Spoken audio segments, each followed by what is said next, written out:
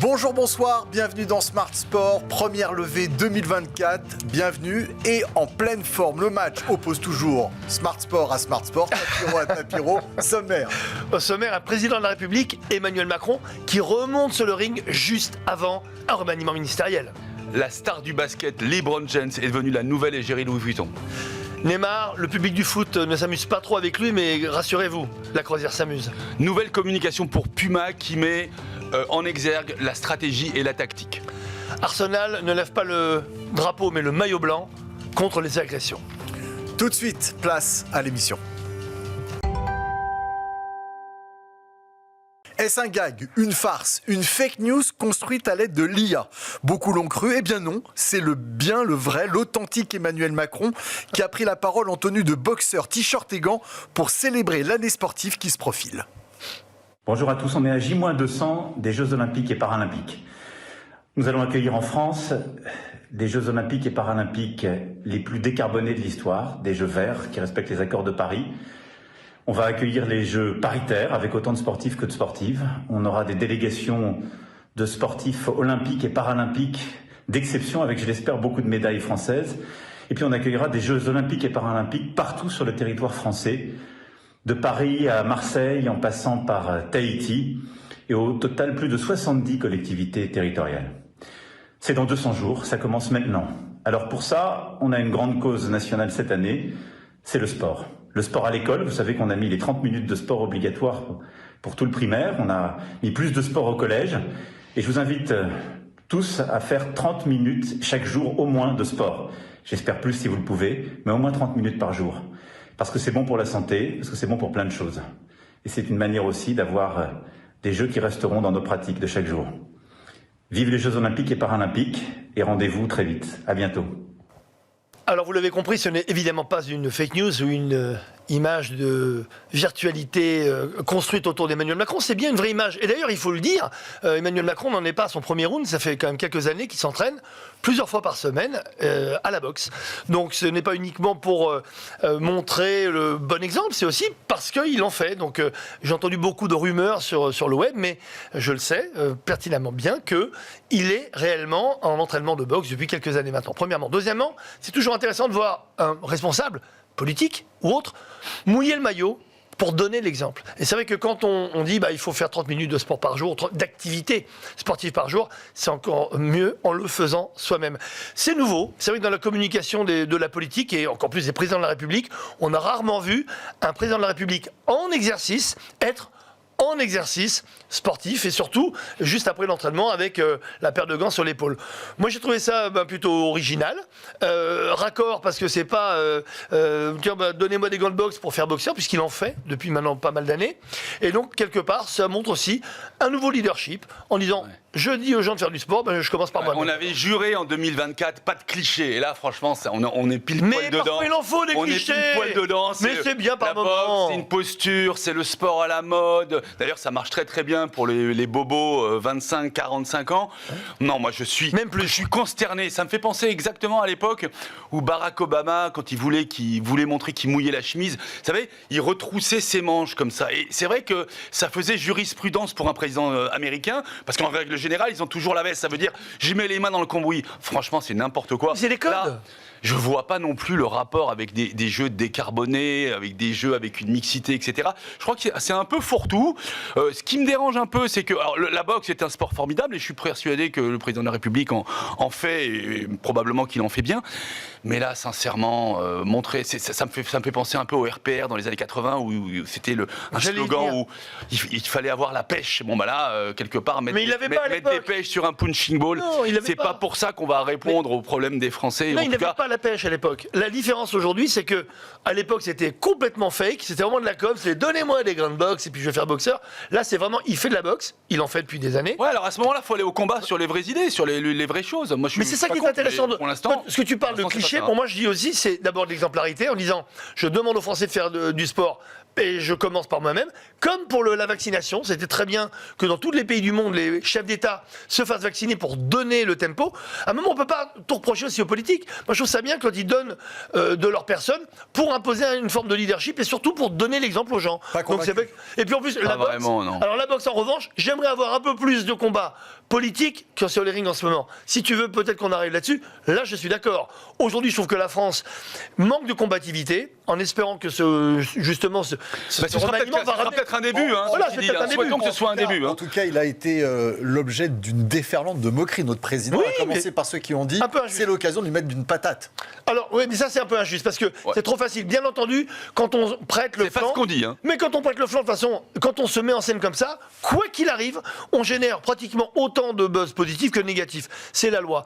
Maintenant, le principal, c'est que ça ne passe pas inaperçu. Donc, c'est réussi parce que personne n'a pu passer à côté de cette image. 2, ceux qui veulent en profiter pour lui taper dessus, quand on dit taper dessus et qu'on parle de boxe, on va dire la corrélation entre les deux champs lexicaux sont tellement proches que c'est encore plus facile. Mais 3e chose, encore une fois, je le redis, c'est une année olympique, il faut montrer l'exemple, 30 minutes de sport par jour, c'est bien, c'est parfois même le minimum, et je trouve ça bien que le chef de l'État donne le lead. Eh bien, on verra si Franck Tapiro appliquera à la lettre les 30 minutes de sport par jour. Aujourd'hui, c'est pas encore flagrant. 30 minutes hors taxe pour moi, je suis désolé. Hors taxe, okay. Parlons de Mbappé maintenant. Lundi, Nike commercialisera le nouveau modèle conçu sur mesure pour l'attaquant parisien. L'occasion, pour nous, de décrypter le business Mbappé. Ouais, avec des chiffres assez impressionnants. Bon, le salaire, on le sait, 128 millions d'euros hors prime par an, très considérable, qui risque d'augmenter jusqu'à la fin de son parcours. Je suis un peu circonspect sur les 5 millions des partenariats marketing. Je pense que c'est beaucoup plus, mais là, on est sur les chiffres officiels. Néanmoins, par mois, non ? Avec, je sais pas, parce qu'il y a Louis Vuitton, il y a Hublot, il y a Nike, évidemment. Et donc, Nike, on peut en parler. Ce nouveau modèle qui va être lancé est assez performant, ça on le sait. C'est une façon de faire merger à la fois une basket qui a très très bien fonctionné et une chaussure à crampons avec de hautes performances. Alors moi ce que je vois par rapport à la relation qu'il y a avec le Paris Saint-Germain, c'est que la couleur, c'est la couleur pourpre, c'est pas le on peut revoir le modèle ? Mais ouais, c'est une couleur assez intéressante. Ça me fait penser un petit peu à la bande qu'il y a eu il y a quelques années sur le maillot du Paris Saint-Germain, qui rappelle un peu le drapeau du Qatar, qui sont les propriétaires du Paris Saint-Germain. Heureusement qu'il y a cette nouveauté, on va dire, parce qu'il ne se passe pas grand-chose aujourd'hui dans la carrière d'Mbappé. Et d'ailleurs, en fin d'année, il y a pour moi eu un chiffre terrible pour lui, c'est sa chute libre dans le classement des personnalités préférées des Français. On voit bien que Goldman, moins il en fait, moins on le voit, plus il est en haut. Alors qu'Mbappé, il en a fait des tonnes cette année et il chute. Pourquoi ? Mais peut-être que à la fois ses supporters, à la fois les supporters du PSG, les supporters de l'équipe de France et les supporters du foot en général estiment qu'il en a peut-être fait un peu trop. Les atermoiements, un coup j'y vais, un coup j'y vais pas, un coup je me casse, un coup je reste. Aujourd'hui d'ailleurs, la tendance est plutôt à ce que Mbappé reste au PSG. Donc en fait, beaucoup de bruit pour pas grand-chose, pas de grands titres. Pas de grosse victoire avec le PSG, on attend toujours ce fameux titre européen. Il a intérêt à se bouger dans les 6 prochains mois, parce que sinon sa carrière va commencer à marquer le pas. Il suffit qu'il y ait un nouveau Français qui arrive. Vous savez très bien à quel point les Français aiment détruire leurs idoles pour que ça commence à lui chatouiller la plante des pieds. Et une grande star internationale qui se confirme. Et là, il va être un petit peu dans un petit corner. Ouais, stratégiquement, il serait peut-être temps pour lui de partir. Nul n'est prophète en son pays. Et c'est vrai qu'aujourd'hui, depuis le mois de juin dernier, ou quelque part avec son message sur le petit ange qui était mort trop vite, sa communication s'est restreinte à la portion congrue. D'accord ? Donc quelque part, s'il changeait de crèmerie, s'il sortait d'un peu de l'hexagone, peut-être vers le Real de Madrid, il aurait peut-être une faculté à développer une communication un peu plus efficiente. Ce matin, Tony Estanguet a annoncé la volonté de Mbappé de participer aux Jeux Olympiques. Oui. Est-ce que c'est une bonne chose Oui. C'est une excellente idée. On ne peut pas être le champion du monde des Français, des Parisiens, et un peu le chouchou mondial du football, et passer à côté des Jeux Olympiques de son pays. C'est aberrant. L'inverse aurait été, pour moi, un scandale. Toutes les grandes stars du sport professionnels doivent de près ou de loin, et pour moi de plutôt près, être complètement on en reparlera tout à l'heure du personnage normal. Pour un autre sujet, mais notamment Neymar. Neymar avait été champion olympique et d'ailleurs c'est son seul titre international qu'il n'ait jamais eu et quelque part c'est ce qui l'a porté jusqu'à aujourd'hui. Donc voilà pour Mbappé. Savez-vous, messieurs, ce que fait Neymar ? Ah oui. Neymar, en ce moment, il est blessé. Donc on l'imagine chez le kiné, en soins, en train de se préparer Mais à que son nenni. retour sur le terrain. Eh bien, pas vraiment. Voilà ce qu'il fait.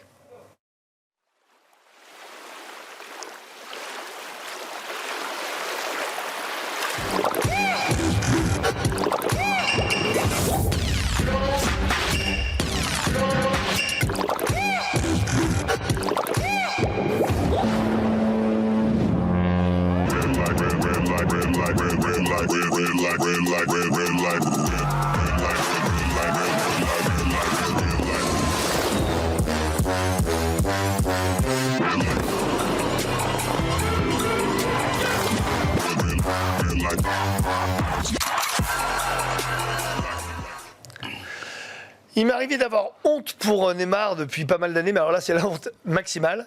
Bon, c'est vrai que depuis quelques années, les supporters de Neymar ne s'amusaient plus en le voyant jouer au foot. Mais là, aujourd'hui, rassurez-vous, grâce à lui, la croisière s'amuse. Et oui, il a organisé avec MSC, qui est une grosse compagnie qui organise des croisières internationales, une grande croisière finalement ouverte au grand public. Donc avec 3 copains, ils se sont dit tiens, allez, si on allait se faire une petite croisière sympathique, donc avec tout ce qui est hors football bien sûr, parce que Neymar, vaut mieux le regarder sur le hors foot parce qu'il y a plus d'événements que dans le football. Donc les casinos, la musique, la fête, l'ambiance, les filles, l'alcool, etc., les boîtes de nuit, il n'y a pas de critique, mais il s'est dit on va faire une croisière comme ça et si on faisait un contrat pour faire les croisières Neymar et l'ouvrir au grand public, chaque personne paye entre 2 000 et 6 000 euros. Entre 1000 et 6 000 euros. Alors, j'interviens C'est un truc là-dessus de parce dingue. que c'est extraordinaire. Quelque part, Neymar, il a vendu la mèche. Parce que c'est entre 1000 et 6 000 euros pour 3 jours. Mais là, en fait, avec Neymar, c'est 3 jours et 3 nuits. Donc, ça fait 6 entités. D'accord ? Donc, on peut le voir autant de nuits que de jours. Enfin, on va pouvoir voir son vrai visage. Moi, ce qui me fascine, c'est que dans cette croisière, il y a aussi un musée Neymar. En général, on fait un musée pour un athlète quand il est décédé. Donc, il nous dit, en fait, il est mort depuis longtemps pour le football et pour le sport. Bon, bah, on est content de ça. Non, franchement, moi, je suis pas d'accord avec toi. Il est à sa place. Oui. Il est animateur bien de sûr. croisière. Il est animateur de croisière, bien sûr. D'accord. De temps en temps, il doit faire des jongles sur un podium et il doit signer des autographes. C'est franchement pathétique. Et il parce paraît que dites-vous bien, il est toujours payé en ce moment. Hein. Il est toujours dans un club d'Arabie Saoudite. Hein. Mais il y a un événement incroyable, il paraît qu'il se promène sur les ponts, mais en roulant. Il fait des roulades comme ça, on le voit rouler comme ça. Donc, avec un peu de chance, si vous payez 6 000 euros, vous aurez la chance de voir Neymar rouler devant votre cabine. C'est énorme. Cerise sur le gâteau, quand même, c'est que dans ce paquebot, il y a un énorme casino et on sait bien que c'est le métier principal de Neymar depuis une dizaine d'années. Il joue, il boit. Bon. Mais j'aimerais quand même qu'un jour, peut-être sur ce bateau, il pense à faire un mini stade de foot, vous savez, pour faire peut-être un 3 contre 3, parce qu'il y a quand même la place sur ces grands paquebots. Même ça, il n'a pas pensé. Pour vous dire à quel point, je l'avais dit il y a quelques années, Neymar n'a plus la tête au football. Mais plus sérieusement, il est incorrigible, mais est-ce qu'il est perdu pour le football ? Complètement perdu.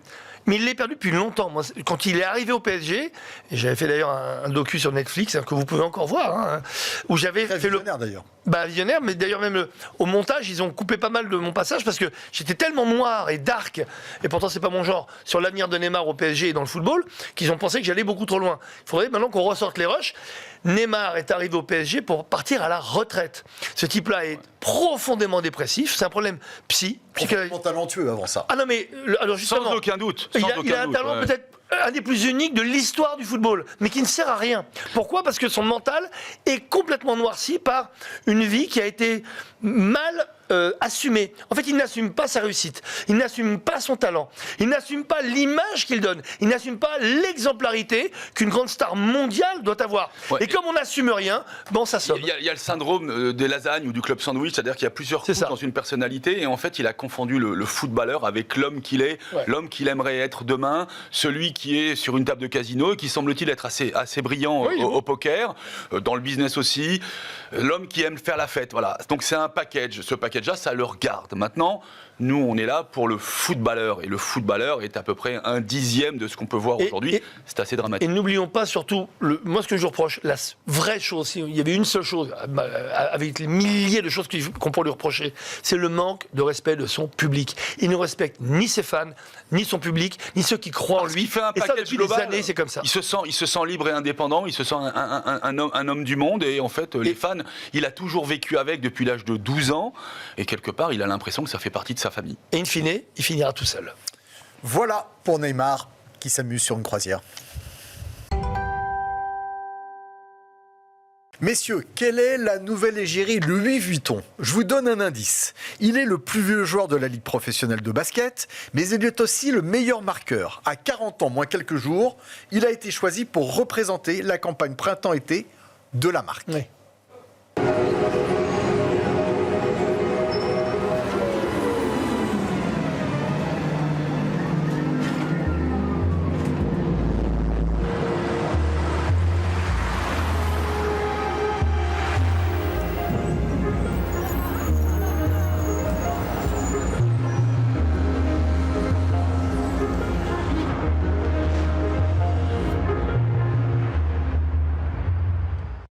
Ouais, alors c'est formidable de voir le roi LeBron James être l'égérie Louis Vuitton. On avait l'habitude de voir les grands sportifs, les grands athlètes qui ont marqué leur temps être des égéries de marques classiques, de marques de sport. Mais là, pour Louis Vuitton, encore une fois, on se retrouve avec une vraie icône et on voit bien que les sportifs, surtout à la fin de leur carrière, parce qu'ils vont être utiles ensuite dans une espèce de visualisation identitaire après leur carrière, pour ces grandes marques, ce qui est formidable, c'est qu'ils ont remplacé d'abord les mannequins, ensuite ils ont remplacé les acteurs de cinéma, de Hollywood et d'autres, etc. Et aujourd'hui, on le voit bien, on ne les prend pas uniquement pour leur mensuration. N'oublions pas que LeBron James c'est 2,05 m pour 115 kg de barbac.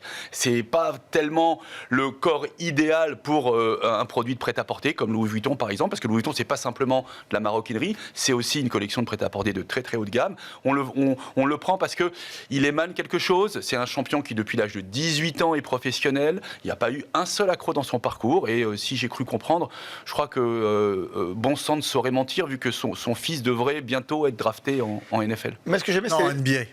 En NBA, merci, pardon, oui. Mais moi, ce que j'aimais, c'est ce qu'on appelle le marketing de transition. On est vraiment à la transition de sa vie. Et Louis Vuitton et pas mal de marques de luxe font exactement ce calcul en disant on prend une star quand elle est au firmament et surtout à la fin de sa carrière pour la prendre au début de sa carrière, de sa vie normale, parce qu'il va, même si on sait très bien que ce genre de personnes n'ont jamais une vie normale, ils préfèrent l'avoir. Pourquoi ? Parce que c'est là qu'ils seront le plus inspirants pour l'univers de la marque. Il y avait Maradona. Il y avait Maradona, exactement, Zidane. Ouais. Et lui, LeBron James, c'est vrai que Carter avec c'est une légende. Mais moi, ce que j'aime bien, c'est l'histoire avec son fils, parce que le fils a 18 ans, il a eu un petit problème cardiaque, mais logiquement, il devrait être drafté aux Lakers. Et alors, la belle histoire, sublime, et Louis Vuitton, je suis persuadé, sera à côté, derrière, ou même peut-être le promoteur, c'est de voir le père et le fils faire au moins une saison en NBA. Là, je pense que ce serait magique. Mais il y a de la suite dans les idées de Louis Vuitton, parce qu'on évoquait d'ailleurs il y a quelques mois le sponsoring de LVMH auprès du Comité olympique français et des Jeux olympiques de Paris 2024. Donc quelque part, il y a une traçabilité dans un engagement du groupe LVMH, mais de certaines marques, et on l'a vu aujourd'hui avec Louis Vuitton. Mais c'est en fait assez récent, ce virage sport, parce qu'on se rappelle qu'historiquement, ils soutenaient la voile. Mais là, ils vont sur des sports très populaires. Mais c'est un sport très populaire, mais en fait, déjà, pourquoi est-ce qu'ils ont été dans le sport ? C'est encore le seul endroit où on peut encore choper quelques gens de valeur. Regardez, c'est pas... toujours, hein. Non, mais j'ai quelques valeurs. Attention, dans le monde du cinéma, le monde de la télé, le monde de la musique, franchement, aujourd'hui, c'est quand même... ça a vraiment tombé. Ouais. Le sport, c'est ce qui continue encore à faire rêver. Donc, on se sert non pas de tous les sportifs, pas n'importe non pas d'une équipe, aussi, c'est ça. Il n'a pas sponsorisé les films, qui est sport amateur, il sponsorise le basket parce que on a manifestement des joueurs qui peuvent se payer l'entrée dans une boutique Louis Vuitton et d'acheter les produits. Et on prend les surdoués. LeBron James, c'est le plus grand marqueur de l'histoire de la NBA. On ne prend pas un grand joueur, on prend le plus grand. Donc encore une fois, il n'y a pas d'erreur. Puis ce sont des gens qui voyagent. Louis Vuitton, c'est le voyage. Les mâles Louis Vuitton, exactement. Le maltier. Il faut que de l'ADN, que je dis l'authentique différence naturelle des marques, il y a une proximité extrêmement forte. Si c'est un gars qui reste dans la même ville, jamais LVMH n'ira le soutenir. C'est pas un mec qui bouge, jamais LVMH ne sera là. LVMH, c'est quoi ? C'est le mouvement, c'est le voyage, à la fois le voyage physique et le voyage mental. C'est transporter les gens dans une autre dimension. Et je trouve que c'est vrai que LeBron James nous transporte dans une autre dimension chaque fois qu'il joue. Le luxe avec une image quand même d'extrême sobriété, on le voit dans le clip, c'est très reposant. LeBron James dégage quelque chose de magnétique, il est rassurant et je trouve que ça colle parfaitement avec l'image de Louis Vuitton qui est une marque pluricentenaire, parce que c'était une marque de maltier du milieu du 19e siècle. Et le clip, il faut le dire, je reviens aussi à mon métier publicitaire, le clip est magnifique. Il ne se passe pas grand-chose, mais belles images, on le voit, il a un charisme incroyable, et ce charisme avec ce LVMH, avec ce sac plutôt voyant, mais ça reste quand même très élégant, c'est-à-dire que c'est une nouvelle forme d'élégance, ça pourrait être clinquant, il pourrait y avoir des codes de la street, il pourrait y avoir des codes du rap et du basket, donc on connaît depuis les années 90, mais revu à la sauce luxe, et on voit bien que rien ne dépasse, il n'y a pas une faute de goût, ni dans le cadrage, ni dans le montage, ni dans la musique. Vraiment, c'est vrai encore une fois chapeau. En 20 ans, ça a basculé. On est très très loin de ce qui se passait à l'époque. C'était le porno chic dans le luxe. Oui, et exactement. effectivement, à cette époque du porno chic, il n'y avait pas de sportif. Non, là c'est chic. Tout court. LeBron James, panier à 3 points, panier primé, il est clutch.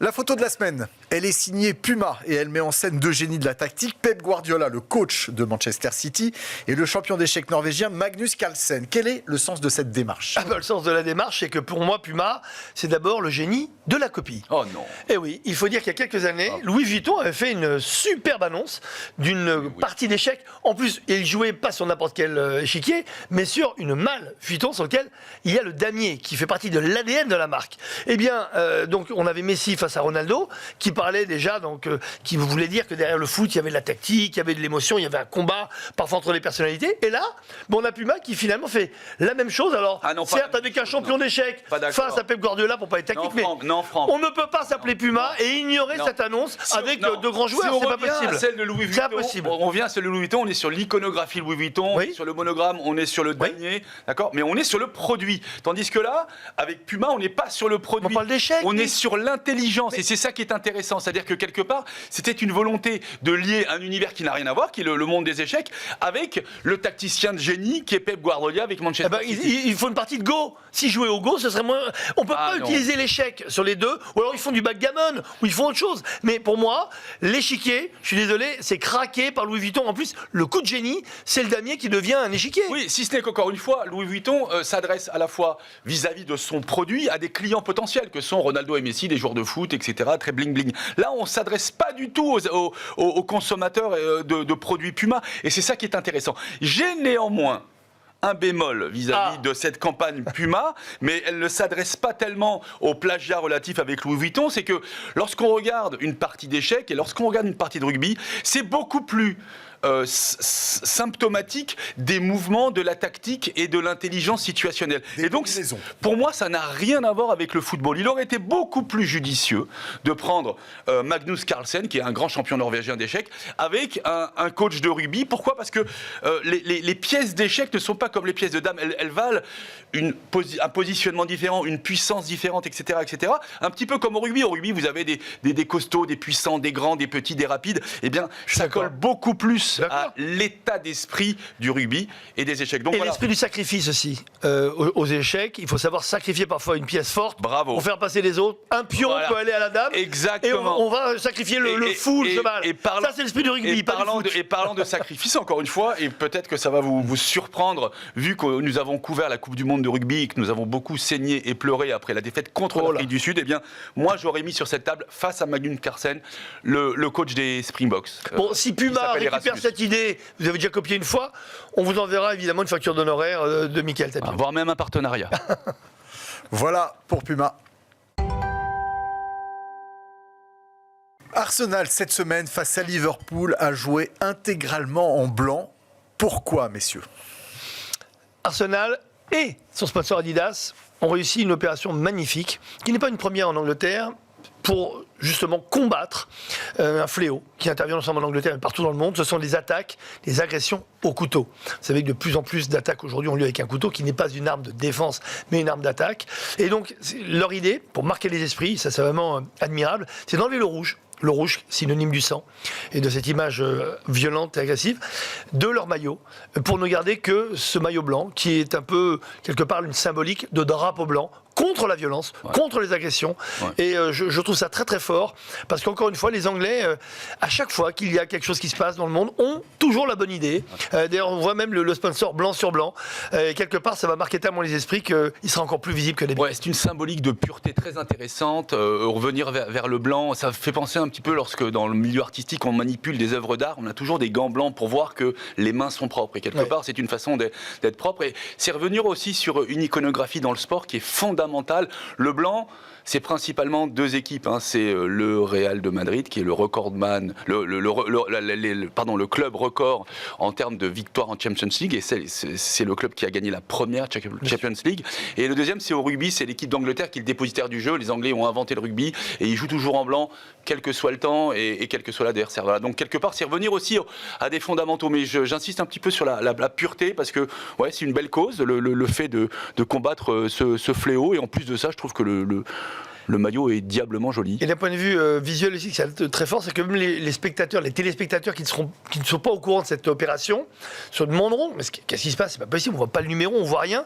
Donc ils se diront, mais il y a forcément un problème. Ils iront chercher sur les réseaux sociaux, voilà pourquoi c'est très important d'avoir cet impact et ce lien avec les réseaux, où toute l'opération est expliquée avec des clips, avec des gens dans les vestiaires qui expliquent leur famille, etc. Et un vrai clin d'œil aussi sur le fait que ce soit donc une démarche contre une arme blanche, mais il se trouve que c'est aussi conjointement par les armes à feu. Et quand on regarde le logo de Arsenal, c'est un canon. Donc quelque part, ça permet d'être en bon contrebalancement. La campagne s'appelle No More Red. No More Red, ben oui. Alors No More Red aussi, quelque part, moi qui suis un peu un dingue de foot, je me dis, ne parlons plus de Liverpool aussi. Ou de Manchester. Les Reds de Liverpool, ou de Manchester. Et c'est pour ça que ce maillot a été porté cette semaine, puisque Arsenal affrontait.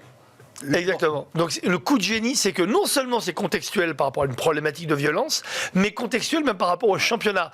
En gros, No More Red, le S de Reds est pas très loin, mais c'est un clin d'œil. Et moi, je serais Liverpool, sincèrement, je ferais exactement la même chose. Je porterais, tiens, voilà une bonne idée, je trouve, tout en blanc, avec Change Your Arsenal, changer d'Arsenal, pour montrer qu'il faut plus avoir aussi, d'accord. Voilà, donc si vous m'écoutez, si vous acceptez ça, nous aussi on vous enverra bien entendu une facture d'honoraires si vous récupérez cette idée. L'année 2024 commence très bien. Très très bien. Messieurs, fin de cette édition, la première de 2024. Je les trouve très en forme. Je m'en réjouis de vous retrouver tout au long de la saison. Franck Tapiro, merci. Merci Perrault, merci Pierre.